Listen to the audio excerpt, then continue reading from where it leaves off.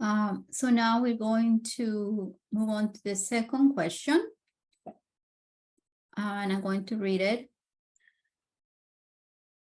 Two high priority strategies of the recently passed Melrose Housing Production Plan were: first, pass the Community Preservation Act, a property surtax earmarked for affordable housing, historic preservation, and open space. Two, create a down payment assistance fund for low and moderate income households looking to purchase a home in Melrose and target low home ownership rates among marginalized communities. Do you support these high priority strategies? Why or why not? So let's start with the members of the at-large candidates. Mr. John Orlandella, please. Yes, I'm going to hit each one of them one at a time because I think they're both extremely important topics, but they're very different in the effectiveness that they are. So with the first one, in regard to the Community Preservation Act, where you have, I think it's extremely important. I'm very much for that. As a person who spent the last 10 years on the board of directors for Melrose Little League, the open space is an integral part of the community's livelihood and well-being. To watch all children be able to go out there and play, not just baseball, but seeing all sports at all times. That community area is extremely valuable, and being able to have that there for everybody is I think of the utmost importance. And along with that, it's sort of lumped in there with the affordable housing. I think that's also I think for many of us in this room, we probably all agree that we don't have to worry as much. But there are those that I've spoken with that unfortunately lived in Melrose and no longer could be a part of the community because they were essentially priced out of the city. And that's where it leads into the second question, the second topic of this piece, which I think is almost more important, is we need to find a way to get those the low income and marginalized community members able to stay in here. And if that's something we can do to help them find a home, find a piece of property or land, I think we should be for it, and we should find a way to do that.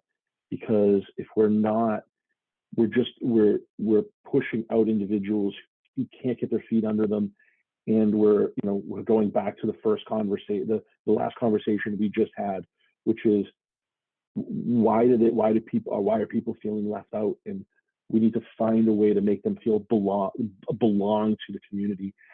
And these are mechanisms to, in fact, do that, improve the community space, affordable housing, and giving them the ability to, in fact, buy into the area. And I think with those, I think it's a very valuable cause to be a part of right now in Melrose.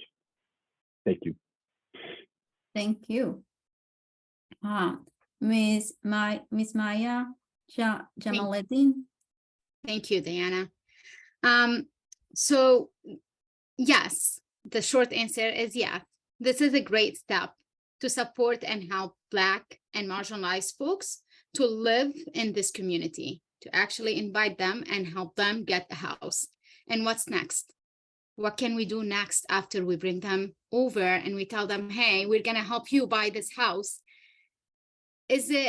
Are they gonna feel actually welcomed? Is it sustainable for them? That's the question. I'm just afraid to say, yes, I am in favor of this.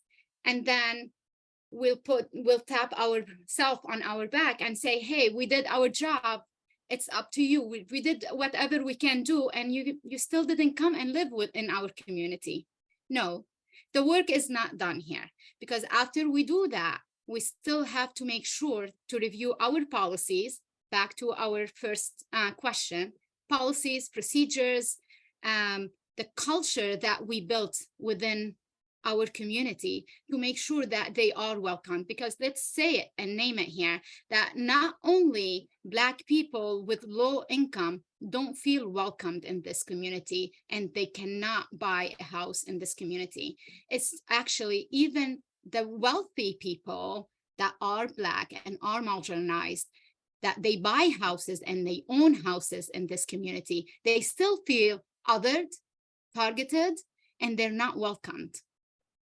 There is a lot of examples, and I'm sure you've watched and heard a lot of stories about people that they own actually houses in Melrose, but just because that the way how they look or their skin color, they've been targeted. So yes, let's try to accomplish those two policies, but after that, we need to do more.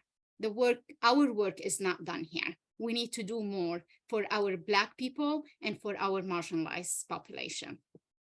Thanks. Thank you. Mr. Christopher Sullivan. Thank you. The Community Preservation Act is something I strongly believe in. I tried with a group of individuals, interested parties about 15 years ago to pass it in the city of Melrose. Back then it was the Board of Aldermen. And unfortunately, we didn't have enough political support. We didn't have enough votes. So it never passed the Board of Aldermen. It never got to a citywide ballot. But I think times have changed. And I think certainly if I'm lucky enough to get on the city council, I would advocate for it. I know that a number of the other candidates who are here with me today support it. And I think we could build a real coalition. Whoever gets in, if there's enough of us on there, if we can get a majority, we should pass it and we should put it on the ballot. And I think that we should organize, and I think we could get enough support to get it passed. And without going too deep into the weeds on the CPA, and this is for the benefit of folks who are listening to this at a future time, what it is a tax.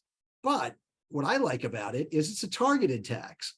And what it does is it allows for the raising of revenue for very specific projects, for affordable housing, for historic preservation, for open space and recreational facilities outdoors. And that's important because it's important for people who live in Melrose, who are taxpayers, who are paying for the ability to live here and own property, to know where their tax money is going. That's why I like this, because they can see where it's going and you can have some control over it. And I think that's very important, particularly for members of the Melrose community that are on fixed incomes. But focusing on the CPA, there's also other things you can do with it. It's a 1 to 3% sliding scale. So we don't have to have 3%. We could have 1%. That's fine. There's also an exclusion. I believe it's about $100,000 of your first income of your house. So it's something that we could work with, and we could tweak as we need to or change.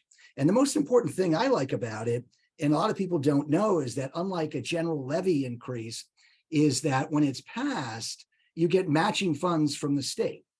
So for example, and this is just, for the benefit of our discussion, if we raised $100,000 through the CPA, this year, I believe we get 20 or 25% matching funds from the state. So we get an additional $25,000. That's great. That's money we leave on the table every year with the state. And I don't think we should pass that up with how tight things are financially for all of the needs of the city of Melrose. The second part of the question talked about the down payment program for families that can't afford the ability to get their first house. I fully support that, particularly when it affects families of color.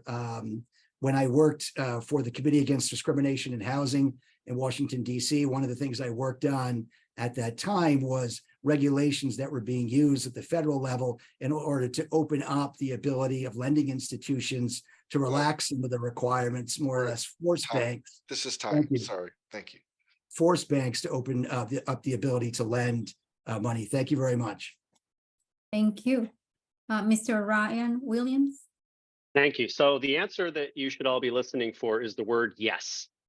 If you don't hear a candidate say yes tonight, then their answer is no. That's what people in politics do. You ask them a question and they say everything except yes. For both of these questions, I am a hard yes.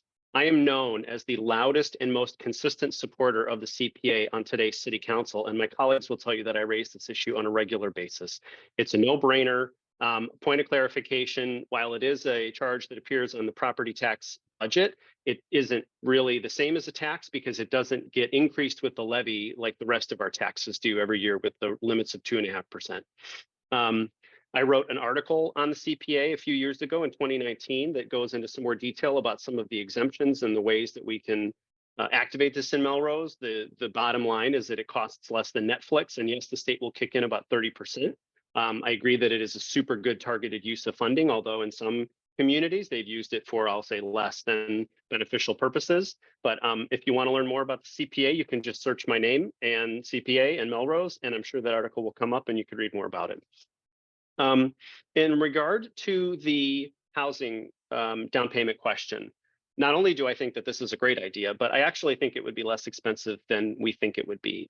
So I actually sold my condo in Melrose. I'm moving to a home in Melrose. I'm still in Melrose. And last week we received many offers and a lot of them had less than 10% down.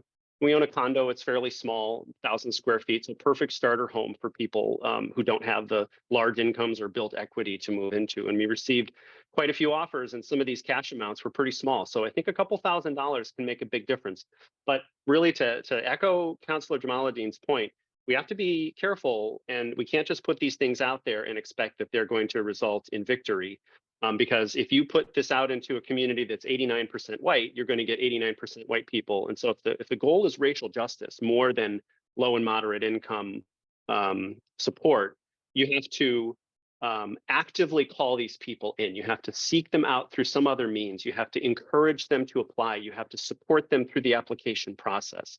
You probably cannot make the application dependent on race, especially with the Supreme Court rulings that we've had recently around affirmative action. But what you can do is engage in a kind of casework approach that finds people that could use this help, encourages them to apply, and then kind of holds their hand through the application process, the application process, which would have to be kind of blind to some of these characteristics and give them a better chance of succeeding. Thank you. Thank you. Mr. Edward O'Connell. Thank you, Ms. Rocha.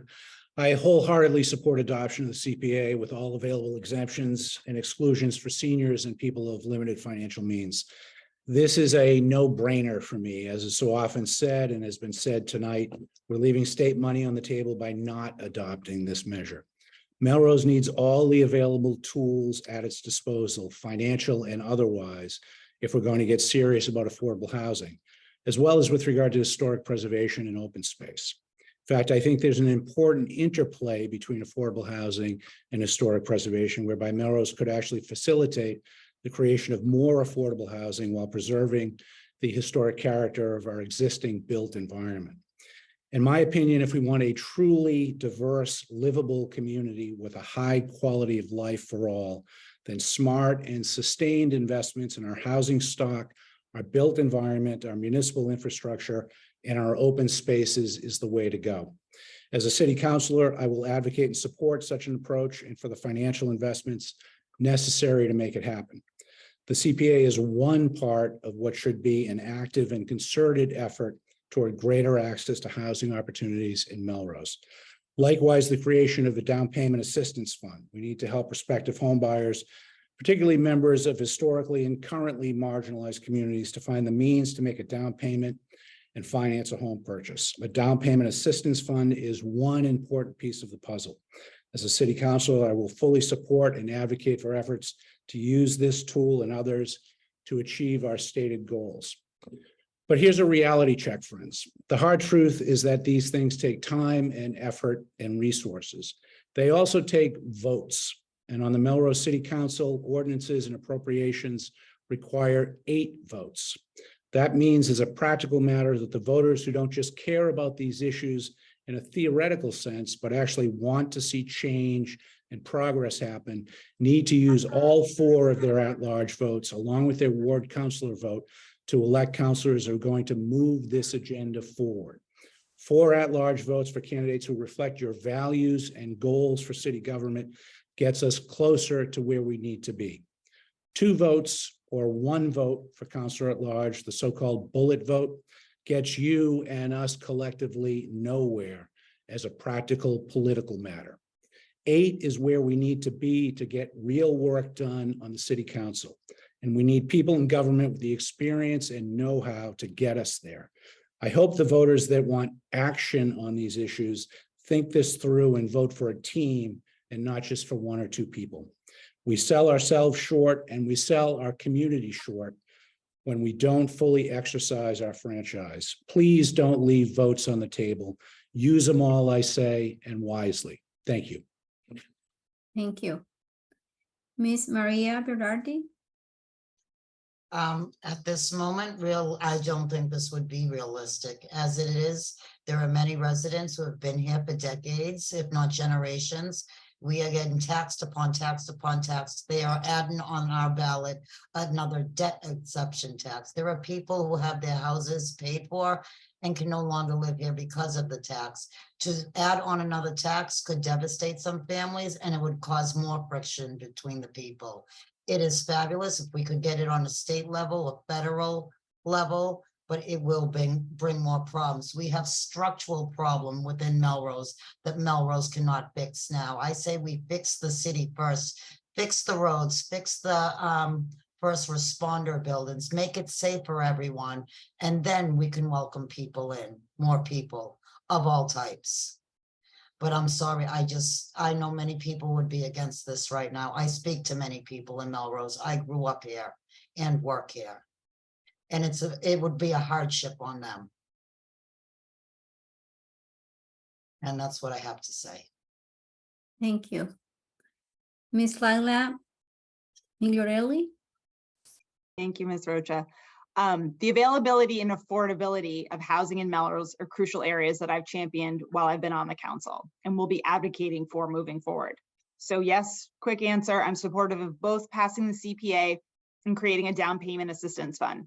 I'm on the record and proud to be one of the 7 councilors who voted to accept the Melrose Housing Production Plan. I've also co-filed legislation to accept the city's first affordable housing trust. And we only have a 250,000 in that right now, and we have a long way to go. The CPA is a huge missed opportunity, as many people have said tonight, for this community. I'm looking forward to working with the next mayor to help ensure we prioritize this in the future. We need housing of all types and all price points to ensure that we foster a welcoming community and diverse community for all residents to live and thrive. And I agree with Councilors Jamaluddin and Williams that these 2 strategies in and of themselves are not nearly enough to combat racism and racial justice issues throughout our city, but they're important pieces of a larger strategy. Thank you. Thank you.